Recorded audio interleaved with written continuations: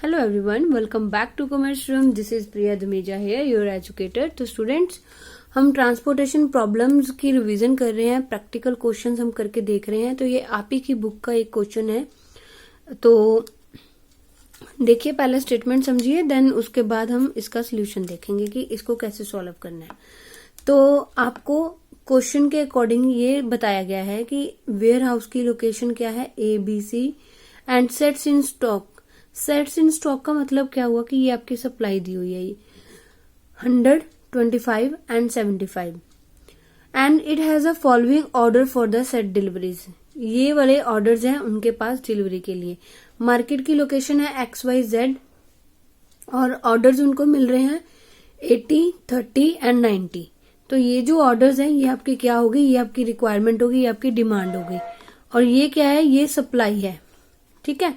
तो delivery cost for the warehouse to each customer are largely a function of mileage और the distance. जो delivery cost पड़ेगी ना हर एक customer को, वो माइलेज और डिस्टेंस के अकॉर्डिंग पड़ेगी. तो पर यूनिट कॉस्ट है जो वो आपको बतानी है. The per unit cost have been determined to be, वो आपको बतानी है. ठीक है. देखो, ये आपको बताया गया है मैट्रिक्स, ये आपको बताई गई है कॉस्ट पर यूनिट. ठीक है. XYZ ABC, ये आपको मैट्रिक्स बताया गया है. The deliveries could be made in many ways but the distributor would like to deliver the TV sets in a way that would be minimize the delivery cost. Delivery जो है वो काफी तरीके से की जा सकती है, लेकिन जो डिस्ट्रीब्यूटर है वो डिलीवरी को ऐसे करना चाहता है कि उसकी जो मिनिमम कॉस्ट है उसको कम से कम पड़े, डिलीवरी कॉस्ट उसको मिनिमम पड़े, मिनिमाइज किया जा सके. तो आपको वैम मेथड के साथ बताना है कि किस तरीके से, किस वे से उसकी जो मिनिमम कॉस्ट है, डिलीवरी कॉस्ट उसको पड़ेगी बाय द वैम मेथड. ओके. तो सिंपल जो आपको सिखाया गया वही आपने करना है क्वेश्चन को. तो देख लो, आपको ये स्टेटमेंट बताई गई है. तो चलिए शुरू करते हैं हमारा क्वेश्चन कैसे सॉल्व करना है. तो ये आपका क्वेश्चन है. क्वेश्चन को हमने इस तरह से नोट कर लिया है. ठीक है. स्टेटमेंट मैंने आपको बता ही दी है पहले, क्या स्टेटमेंट है आपके पास. तो वेयर हाउस की लोकेशन है ABC और मार्केट की लोकेशन है XYZ. मार्केट की डिमांड है, रिक्वायरमेंट है 80, 30 और 90, और अवेलेबल स्टॉक कितना है 100, 25 एंड 75. ओके. तो सबसे पहले आपने क्या चेक करना होता है स्टूडेंट्स कि आपकी जो प्रॉब्लम है वो बैलेंस्ड है या अनबैलेंस्ड है. तो आपकी ये वाली जो प्रॉब्लम है वो बैलेंस्ड है, क्योंकि डिमांड और सप्लाई दोनों ही इक्वल है. हमें उसकी बाय द वैम मेथड डिस्ट्रीब्यूशन कॉस्ट निकालनी है. तो वैम मेथड में सबसे पहले हम क्या करते हैं, सबसे पहले हम यूनिट पेनल्टी लगाते हैं. ठीक है. तो यूनिट पेनल्टी लगानी सिखाई थी, कैसे करते हैं. सबसे पहले वाला छोटा देख लो, फिर उसके बाद वाला देख लो. तो सबसे छोटा कौन सा है, 2 एंड देन 5. कितना आ गई आपके पास यूनिट पेनल्टी, 3. फिर उसके बाद सेकेंड वाली रो में 3 एंड देन 5. क्या आ गई unit penalty, 2.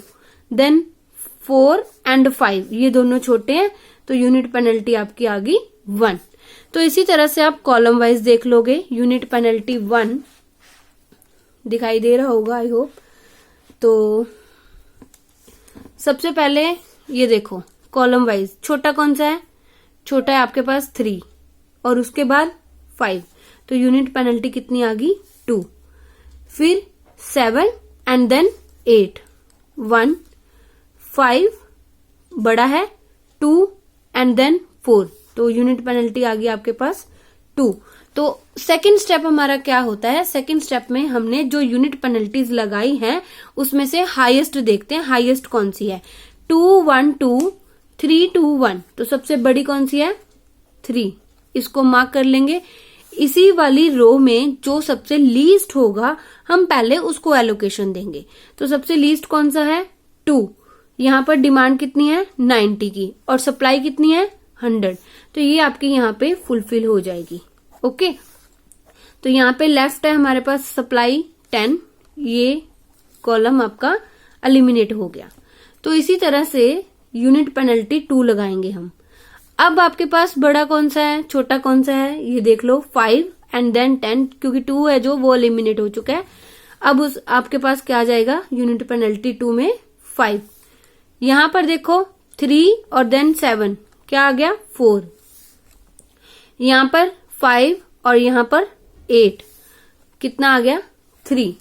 Okay, unit penalty 2, unit penalty 2 उसी तरह से आ जाएगी हमारी, यहाँ पे 2 एंड देन 1, क्योंकि ये वाला जो है कॉलम वो एलिमिनेट नहीं हुए हैं, तो यहाँ पे कुछ भी नहीं आएगा क्योंकि ये कॉलम एलिमिनेट हो चुका है।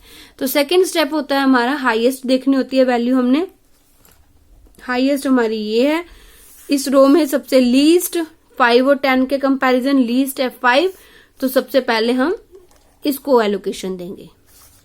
सप्लाई होगी आपकी कंप्लीट, डिमांड आपकी यहाँ पे पेंडिंग है 70, जो कि अभी हमने पूरी करनी है। Okay, unit penalty 3, unit penalty 3 कैसे निकालोगे, यहाँ पे तो कुछ नहीं आना, एलिमिनेट हो चुकी है सारी की सारी रो।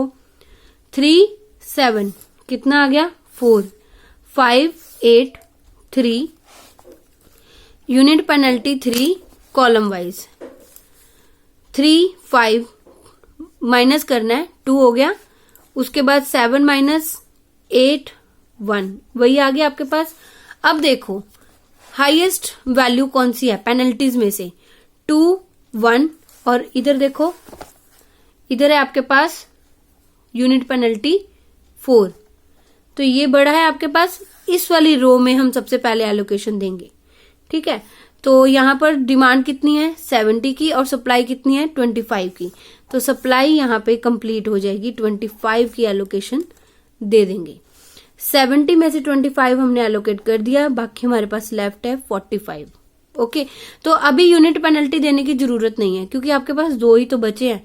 75 सप्लाई है, 45 प्लस 30 75 ही डिमांड है, तो जो जो आपके पास पेंडिंग है उसको एलोकेशंस दे दो। ठीक है, तो यहाँ पे आपकी जो सप्लाई है वो भी कंप्लीट होगी। तो स्टूडेंट्स ये वाला क्वेश्चन सिंपल जरूर था, लेकिन क्वेश्चन की जो स्टेटमेंट है उसको कैसे फ्रेम करना है ये आपको इस क्वेश्चन में समझाया है। ठीक है, कि अगर ऐसा क्वेश्चन आ भी जाता है तो ऐसे बड़े क्वेश्चन को देख के घबराना नहीं है। इस तरह से हमने खाली सप्लाई और डिमांड उन्होंने अलग दे के रखी है, वो हमने स्टेटमेंट फ्रेम करनी है, मैट्रिक्स फ्रेम करना है हमारा कि कैसे करेंगे। ठीक है, तो अभी इसकी कैलकुलेशन कर लो, यहाँ पे कर रहे हैं 5 into 10, 2 into 90, 3 into 25 plus 5 into 45 plus 8 into 30। तो सबको सॉल्व कर लो, चेक कर लो पहले सारे आ गए ना। 5 into 10, 2 into 90 and then 3 into 25, 5 into 45, हाँ हो गया, और ये 8 इंटू 30। 5 एलोकेशन है 1 2 3 4 5, और 5 भी हमारे पास यहाँ पे मल्टीप्लाई करके प्लस करना है हमने। ओके, तो इसको सॉल्व करके आपके पास जो टोटल कॉस्ट आती है वो आती है 770 रुपीज। ये आपकी मिनिमम कॉस्ट होगी बाय द वैम मेथड। जो डिस्ट्रीब्यूटर है इस तरह से अपनी डिमांड और सप्लाई को पूरा करे, पहले इस वाली मार्केट में दे इतना, इस वाली मार्केट में डिलीवर करे, फिर इस मार्केट में डिलीवर करे एंड ऑल, इस तरह से इतने सेट्स इतनी सप्लाई और डिमांड को मीट करते हुए उसकी जो डिलीवरी कॉस्ट है वो उसको मिनिमम पड़ेगी। तो ये क्वेश्चन था आपका, जहां पे आपने ये समझा है कि क्वेश्चन की जो मैट्रिक्स है वो कैसे फ्रेम करना है। अभी हम नेक्स्ट वाली क्लास में इसके जैसा ही एक और क्वेश्चन करेंगे। ठीक है, वो भी अलग है। चलो ठीक है, मिलते हैं हमारी नेक्स्ट क्लास में। अभी तक आपने चैनल को सब्सक्राइब नहीं किया तो प्लीज स्टूडेंट चैनल को सब्सक्राइब जरूर कीजिए, और लेसन्स अच्छे लगते हैं तो लेसन्स को लाइक शेयर एंड कमेंट करके अपनी फीडबैक जरूर दीजिए। Thank you so much students, मिलते हैं हमारी नेक्स्ट क्लास में।